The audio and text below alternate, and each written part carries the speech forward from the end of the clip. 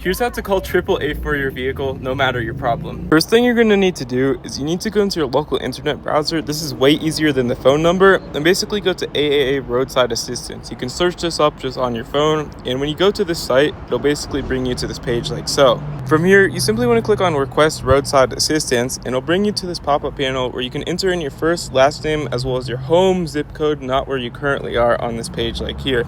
Once you've done that, you simply click on confirm and you'll be in your account. From here, you can simply search for your current location just like this. Pro tip, if you don't know your current location, just go to Google Maps, drop a pin, and basically copy the address and then paste it in the box. And provide all the details for what's wrong with the vehicle at the current moment. Once you've done that, you simply select your issue, whatever you're trying to have be fixed, and simply click on OK. And you can see right here, we can choose the vehicle that is currently on file. If it's not, you can simply add a vehicle on this page and basically select the year of the car and basically any and all other information about the car. You can see I'm just simply filling it out. It's really easy to do. And once you've confirmed your car's information, you simply want to select it just on the screen like so. In doing so, it'll basically bring you to this page and you can submit your request using all your current information, whether you want to schedule it for now or later if it's like the middle of the night and you just don't want to do it right now. But I'm going to do it for now. And you can see right here, work order is submitted and they'll be here within a few minutes. They'll basically stay in touch, communicate with you when they're actually coming. About 2 minutes later, after I ended this video, they called me and they said they would be on their way within 20 minutes. And this is them jump starting the car literally 20 minutes later or whatever your issue is. And hopefully this was helpful and hopefully your issue is fixed fast. Thanks for watching.